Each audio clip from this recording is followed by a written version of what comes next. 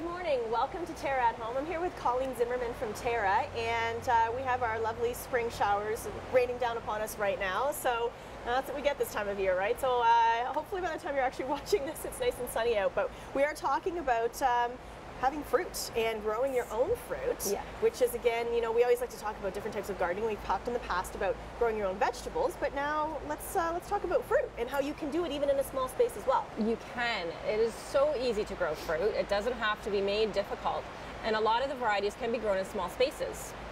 So different things that have been coming out are dwarf varieties, so like the newer varieties of like apples and different types of fruit trees are made as a dwarf specimen so that they don't get very big. Which is amazing, because that was one thing that people didn't think they could ever grow, was like have your own apple tree. Oh, for sure. You know, because they're bigger trees, but like you actually can. And I love some of these, like this one for example. Yes. You can have a variety of apples on one tree. Yes, this is a multi-tree, so it's a dwarf variety in itself, so it's not going to get very big, but it does have 5 different varieties of apples on the same tree. It's amazing. So we actually have them tagged here, so you actually know from what branch you're pulling your little apples off. I love that. And then also, because it is a multi, there are a few fruit trees that you need a cross-pollinator in order for it to fruit. Right. So you need more than one variety. So in the multis, it's all encompassing. So you don't need a secondary tree. You could have just one multi-fruit tree, and it's helping and it itself. will cross-pollinate itself. That's so cool. So you can do that in apples. You can do that in pears. We also have multi-cherries as well. Oh my gosh! And what's beautiful sometimes having your own tree is, we know springtime brings the most beautiful blossoms on some of these trees, as we can see a little bit in the background. Yes. So even if you never get fruit on it, I love them for just the flowers. You know, they're excellent. Stay sometimes. That's true. Yes. It's the most beautiful time of the year for these trees. Yes. This is a nectarine tree that's flowering behind us here, and it's just beautiful. The color, it can't be beat in the spring. Right. And it's just stunning. And then in the, later on in the summer, you can get some nectarines off it too. Yeah, so you get nectarines, cherries, there's lots of options. Yep, for your fruit trees, you can get nectarines, cherries, peaches, apricots, plums, all of those different kinds of fruit. Now, in terms of care for a tree like this, I mean, like how high maintenance or low maintenance are they? They can be as high or as low maintenance as you want. Some of the cherries and the apricots tend to be a little bit higher maintenance, just because the birds really like them. So yes, they like them just as much as we do. Yes. Right. I have a large pear tree in my yard, and I don't spray it. I don't do anything to it, so technically it is organic. Cool. But if you can put up with a few little spots on your fruit, imperfections, right? Exactly. So they're not going to be the perfect red delicious apple that you find in the grocery store, but they'll still taste the same. You're still going to get fruit on it. But it is important to make sure that they're in a sunny area. Make sure that they're well watered, and use a good fertilizer that's meant for fruit as well. Okay, so you got to, just as with any plant, you need to fertilize on a regular basis just to keep up with it, and that's only just going to help with yielding the fruit as well, right? Now, when you actually, the fruit will arrive eventually at different times for some of these. Is it something where you literally have to be on top of it all the time for it to continue to yield more fruit, or? No, basically it's going to set its fruit once it's pollinated. That's what kind of determines the fruit part of it, and then a little bit different than when we were talking about herbs and things like that. The more you pick it, the more you'll get. With this one, it's more along the lines of when it's pollinated, how many are successfully pollinated. Okay, that makes sense. So again, so some of these you're getting some beautiful fruit, and it's all just about timing of of the summer, of when we know that a high season more for peaches is in August and September, right? And that type of thing. So really, it's just you could have a few, and you could get fruit throughout your summer. Yeah, and you get a various variety of fruit throughout the summer too. Probably one of the earliest that we're all waiting for is June, when the strawberries come on. Yeah, so let's talk about strawberries, because you can actually have a strawberry hanging plant. Yes. Which I just don't know why I never thought that could even be possible. It's definitely possible. They're a trailing plant anyway, so on the ground they trail out and spread, but in a basket they just trail out. And I grew them on a rail planter last year, and the kids loved it because they can just like pick little strawberries off of it all the time. Now, do you have to spray these? Strawberries, I find they're not really buggy. So again, just water, fertilizer, bright sun, and you're good to go. That's amazing. And then again, one thing that's what's great about that is, again, it's a little bit more organic because they are quite porous. You control what goes into it. So you can use an organic fertilizer, you can use organic pesticides if you want to spray it, but you don't have to, go all out crazy. So it can be a healthy way of eating.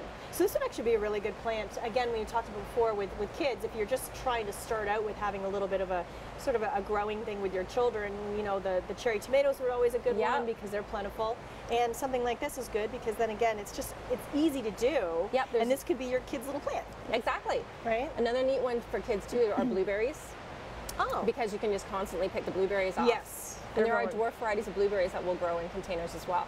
Oh my gosh, it's amazing. So you can even grow, if you have a big enough plant, you can grow strawberries and blueberries together. Oh, I love that. And make a smoothie. So you're good. Well, you've obviously brought a lot of fruit with you, and we're talking about some of the possibilities. This is all the things you could do. Sure. You know, you can grow your own grapes, make grape jelly, can your peaches, and it's all can be done out of your backyard. And that's great with kids because again, you're taking them through the stages of, well, guess what? We have a plant. It's going to grow fruit. We're going to pick it.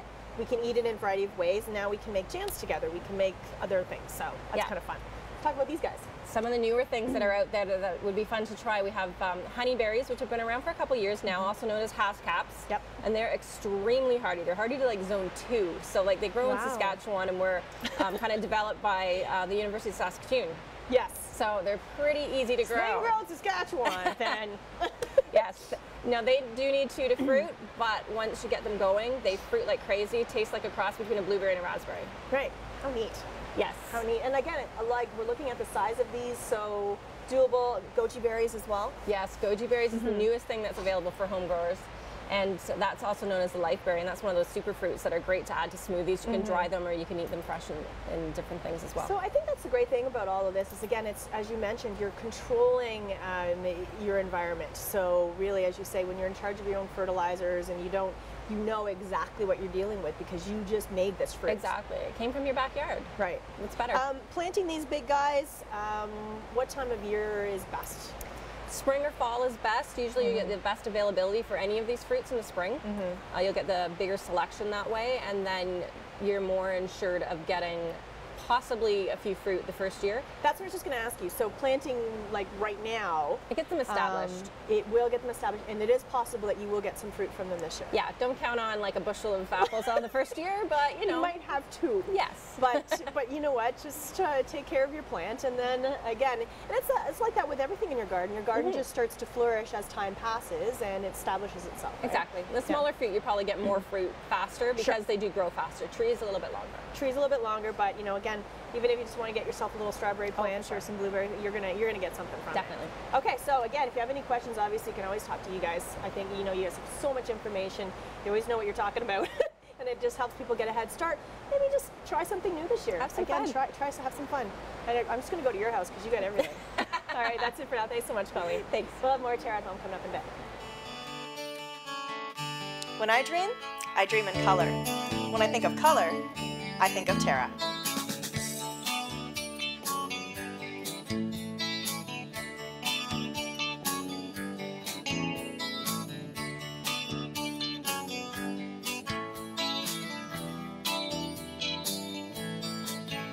Make your dreams come true at TERRA, where color lives.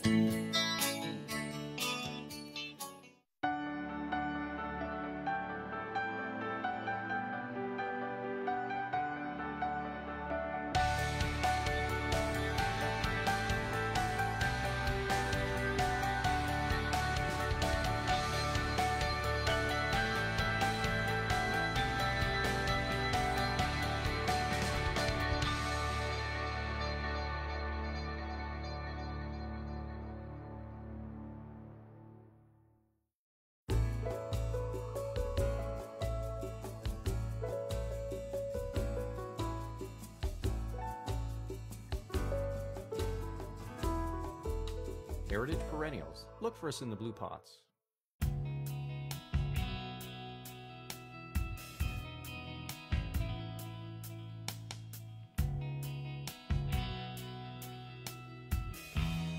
Good morning, welcome back to Terra at Home. I'm here with Joe from New Trend, and we are talking about do-it-yourself fencing. So creating some privacy, getting people back outside again, you know, after some of the long winters that we have. We want to extend our time outdoors, but we need a lot of people in new neighborhoods, small places are getting kind of inundated with lots of neighbors and peeping eyes. So we want to create some privacy, right? Absolutely. Yes. Everybody's trying to get back to the outdoors after this long winter, like you stated, and at the end of the day, it's since these homes are getting so cluttered and pushed together and everything's just in mayhem and life's just stressful, so what we're trying to do is, you know, unstress, give you a little bit of peace and solitude in your backyard. And I think with our product line, you know, we've got a few options for people to say, hey, it's time to start living our lives again and get away from doing just 20 emails and being inside the house and having a feature outside and saying, hey, you know, the sun's out, I've got a great yard, I've got a few things that I can do, a little bit of barbecuing and that sort of thing and get back into living life. And that's the thing, and so I'm finding, you know, over the last few years, we're really looking at this trend of not only getting outside and enjoying your backyard, but it actually looks good too. So it's not just the practicality of putting up, you know, this piece of plywood and just so that your neighbors can't see you. Now it looks pretty, it looks great, there's design, there are lots of beautiful features, and so what I like about this whole system is that it really is up to you, and it's somewhat modular in a sense because you can design it yourself and how you want it to look, because we have different options of paneling and things like that. Absolutely. Well, the original forethought of when I first started the company and this product line was basically, I went through and I looked at a lot of the yards. They're basically barn board, board on board. It's basically you're living in you know, a barn. Just a whole lot of wood. Exactly, a whole lot of wood. Let's try to break it up with, you know, not break up the monotony. Yes. So when I first thought, you know, hey, let's not do, you know, your standard barn board. Let's do a few accents here and there, and your standard crosshatch lattice. You know, bring in a few features to accent that, or you know, how about let's do you know, decorate a gate, or you know, just a little bit more forethought into what we want to do. So to go on that, you know, the type of fencing that we see, where we do see that crosshatch, that lattice, product like this. So again, even just pieces like this, you were suggesting you could even do every other one, or you could, you know. Absolutely, just to break up the monotony. So don't do your whole yard. Don't necessarily do your whole yard. Just do every other wood section if you wanted to do that. Your standard sections are 8 feet. So these come in 4-foot panels. So 2 4-foot panels will break up that area. That's neat. You can just envision how great that would look. Absolutely. And you were suggesting you could turn it sideways as well for gating. Absolutely. A lot of people want to play up a big thing, obviously Asian theme, that sort of thing, or you know, doing a gate. Just decorating with a gate panel. Looks amazing. Just people are giving us a lot of ideas, and they're doing a lot of great things. That's the thing, right? And as you say, as you invent a product like this, and you just more and more ideas come from it, and lots of different design when it comes to these as well. So lots of options for people. Absolutely. And again, you know, let's talk a little bit about this. You know, having a bamboo option. Sure, absolutely. Again, bamboo is one of the strongest known natural fibers to man. They're using in all sorts of different processes around the world. Just because it is a strong natural fiber. And it's highly sustainable and it grows really fast. Absolutely, absolutely. So again, what it is just basically galvanized wire that holds this together. So basically it's strong, tough, durable, low maintenance. Which is what everybody's looking for. Everybody's got a lot of things going on in life. Same with these inserts. They've got a great outdoor lifespan, and that's what everybody's looking at. They don't want to go out and they don't want to do a lot of maintenance. They set up their yards initially, and they want to just live their life. They want to spend time living as opposed to maintaining. Right. So again. So on that, you know, as we talked about some, like particularly this past winter that we had, it was pretty treacherous. We had high winds. We have very extreme cold temperatures, a lot colder than what we've been dealing with over the years.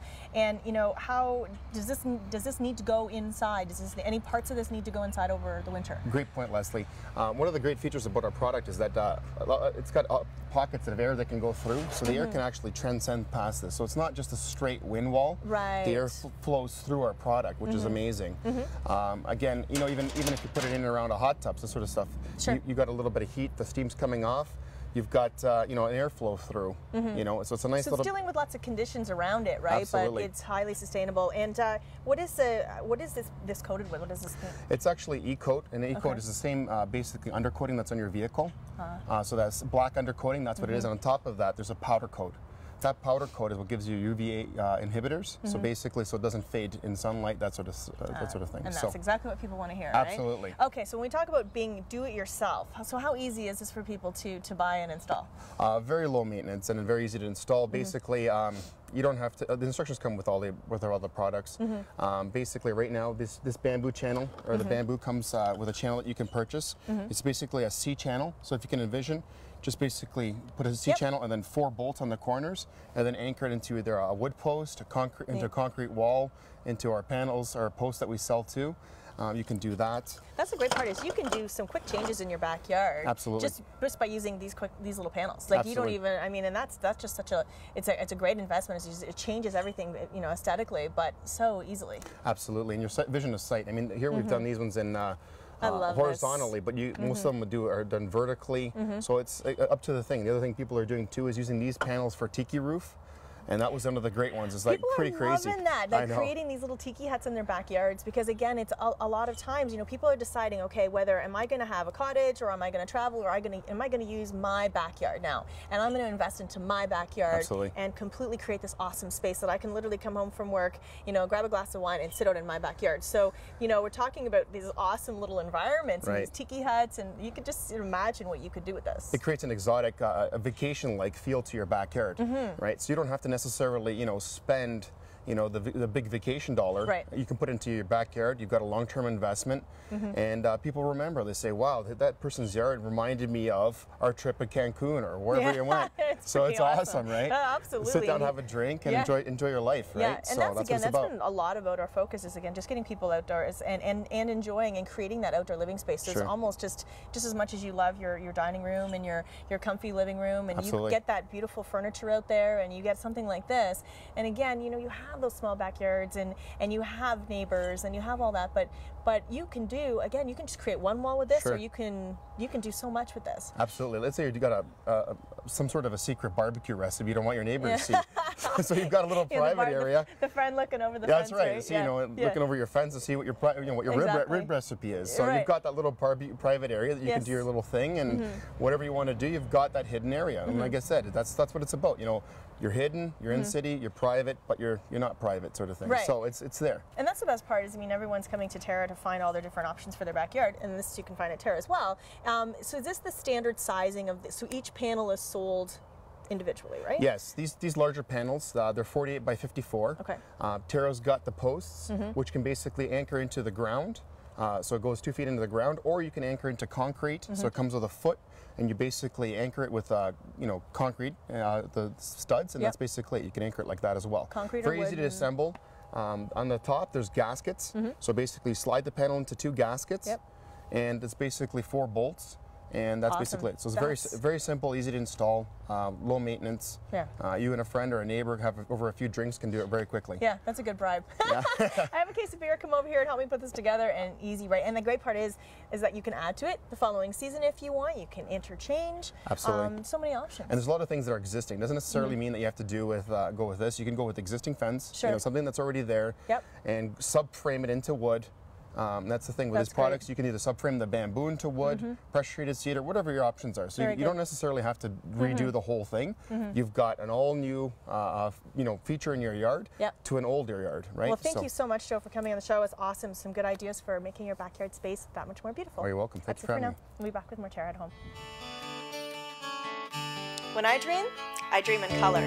When I think of color, I think of TERRA.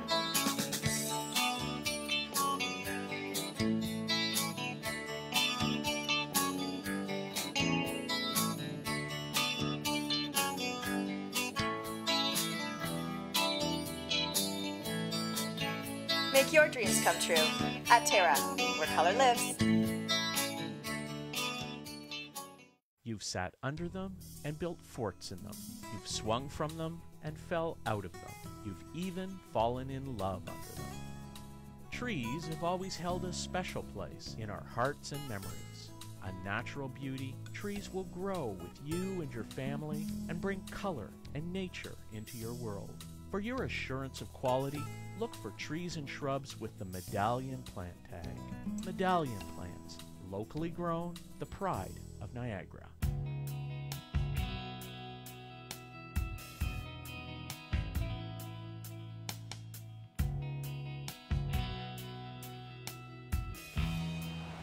Good morning. Welcome back to TERRA at Home. I'm here with Chef Mark from La Piazza Allegro restaurant in Hamilton, and you're our guest chef again. Nice to have you back on the show. Thank you very much. And you're making a lovely dish on this rainy spring day for us.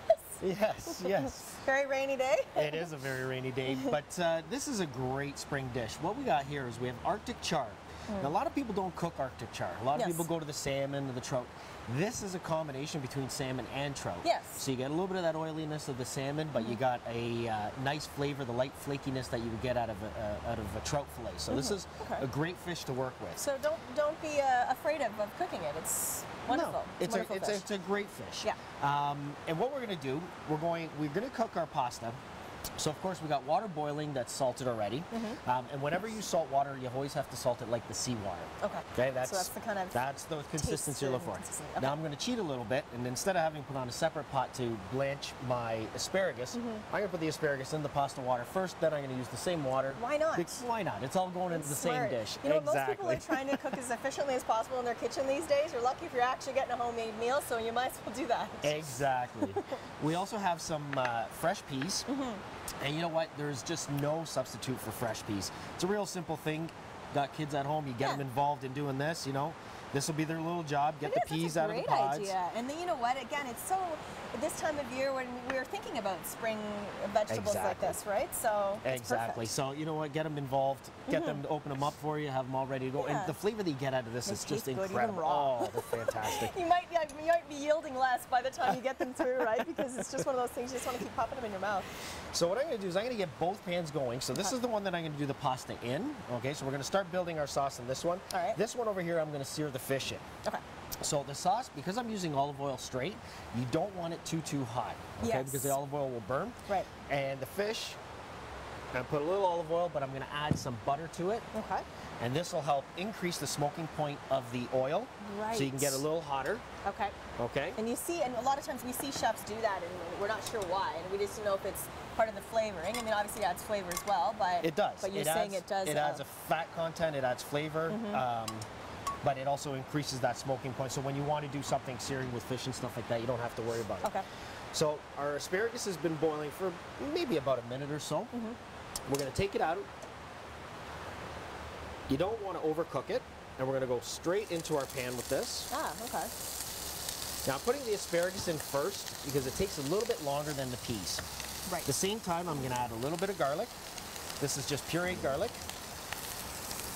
Some sage. This is rubbed sage.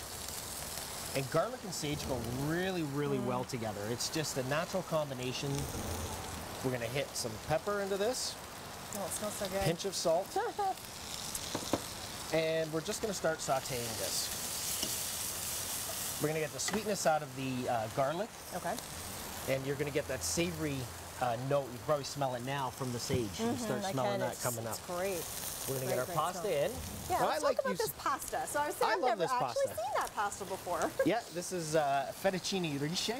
So what it is it basically it looks like a lasagna noodle that they cut the ends off, but they crimped both ends. Yeah. But what's nice about it is because it has that crimped end, it really holds the sauce. So we have our... And that's one thing a lot of people don't think about, but you know, Italians and their pasta, they're very, very smart about what pasta they use for what sauce, because there is a reason behind, a lot of times, behind it. It's holding whatever, you know, you want sometimes it to be holding that sauce in there, or elements of the sauce inside the noodle. Exactly, because otherwise, you know, if you're doing an al olio or we're doing an olive oil butter, if it's just a flat noodle, it'll just slide right on off. Right, yeah. So see, it's smart. I didn't think about that. All right, and you always have to stir your pasta. You got to be careful that it doesn't stick. Right. Okay. So you're not putting any oil in your pot. You only just salt the water. Some people have been throwing oil in the pot, and it's not necessary, right? As long as you're stirring. As long as you're stirring, I mean, the only thing the oil really does is it holds down a bit of the starch, so you don't have that boil over. Okay. But for the most part, it's it's not needed. Okay. No. We'll keep that stirring. Now I'm going to add our peas. We'll throw those right in. This just looks like such a perfectly lovely spring dish. It is a fantastic dish. And like I said, what you have here is you have a nice combination of savory, you have sweet going on, you got a little bit of the bitterness that comes out from asparagus. Right. And then you have that garlic. And then of course you have the fish that has a certain amount of oiliness to it too. And again, we always talk about timing in the kitchen, right? So you have to kind of, you know, sort of think ahead. Okay, what do I need to do? Have all your prep done. That's right. And try to time it, because you want all these elements to be done at the same time, right? So you're not waiting for pasta to be cooking and your fish is already cooked. And, that's right. Right? That is the ideal situation. I mean, it doesn't always work out that way, but you know, the food is forgiving as long as you know what can be pushed back, what you can slow down, what you can speed up. Because usually my son is hollering at me from the bathroom or something that, you know, I don't want to get into details, but Mommy, I need your help. And then all of a sudden, this. How do I walk away from this? But that's the element of being a parent, right? That's right. Now what I've done here is I've done the skin side first. Okay. Now that helps it from sticking, but it also caramelizes the bottom. Right. So if you go to lift it and it's not coming off, you know it's not done, just leave it there. Okay. Okay, you don't have to worry about it. The nice thing is with fish, especially with the skin side, is it gets a nice caramelization on the bottom, and that's what you're looking for. So good. So we get that. It encourages you to eat the skin then. It does. It does. And you know what? There's a lot of good omega-3s and fatty acids in that. Right. And that's what you're looking for. I mean, there's no point in overcooking fish or removing the skin and stuff like that. No. As long as it's been scaled, I mean, it's a great thing to have, and it presents well. Right. Presents really yes, it well. does. And when the skin's got that little crispiness on it, actually tastes so good that you know. Fantastic. You want to It eat really is fantastic. And the great thing about fish is that it cooks. It's so good for you. It's very light protein, and it cooks quickly as well. It does. You can see that while we're cooking this, it's creeping up the side. Yes. So that's when you're going to know that it's pretty close to time to flip the fish onto the other side. I very rarely pan fry my fish. I generally just put it in the oven, but I do want to try this because, again, you're getting really good flavor from this. You're getting a little bit more caramelization than you would get out of the oven. So you can see how the skin starts to crisp up and curl on that. That's awesome. Okay, and we're just going to put that back down on that side. Okay, so what we're going to do is we're going to take a quick break. We're going to come back and we're going to put all these elements together and put it on the plate for you, and then I'm going to eat it all. We'll be right back. When I dream in color. When I think of color, I think of TERRA.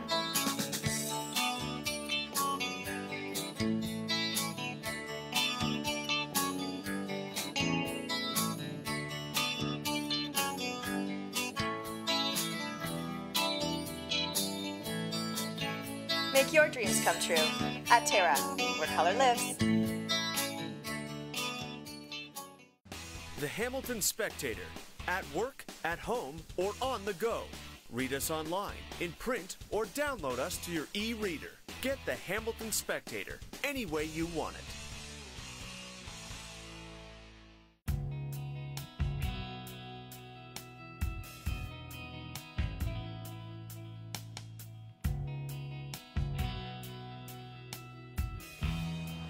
Welcome back to TERRA at Home. We're here with Chef Mark from La Piazza Allegra restaurant in Hamilton, and we're finishing up our beautiful pasta dish for spring. So pasta's all cooked, so I'm going to drain this. Easiest way, just get your whisk, get that pasta out, and just you can set it aside while you're finishing up some of the other stuff, because there's a couple things that we're going to do. Okay. And again, to intensify the flavor of the whole dish, what I'm going to do here, I'm going to take one of the asparagus out. We're going to use this one as a bit of a garnish. Okay. And then I'm going to take the fats and everything that was in here, and I'm going to put it into the pasta. This is why when we go to your restaurant, everything tastes so fantastic. All these little secrets that we don't do at home. And I'm going to take this asparagus, I'm just going to split it down the middle. We're going to hang on to that one. Okay. We'll take our pasta, it's drained fairly well, and we'll put it right into the pan. So always having that little bit of pasta water in there is always good. So just a little bit on the noodle, right? Yeah, it adds a little bit of starchiness to the dish, and it by rinsing it away, you lose a little bit of the flavor. You lose some of the salt that's already attached to the pasta as well. Okay, so the tip is don't rinse your pasta. No. We're going to put it onto the plate. Okay. And I'm going to give it a quick spin, and this will help kind of align the whole thing. Ah, I see. Should remind people that we can find all of our great recipes that we cook in our kitchen on our website, terragreenhouses.com as well. As you're putting this there, oh, this smells so good. I love the sage in there, the garlic. And now we're going to take our fish. Okay. We'll place it right on top. What a great dish. And we're going to take that one asparagus that I split with my knife at the end. Okay. We're just going to use that as the garnish for today. And your fingers of steel. And there we go. That's so cute. I love it. Beautiful. And again, it's just got a nice flavor from the olive oil, a little bit of butter, a bit of sage, and you've got a beautiful dish. And you're getting some of the oils off of the fish as well. And you're getting a good solid piece of protein. Exactly. Awesome. Thank you so much, Chef Mark. Thank you. That's it for now. Have yourself a great weekend.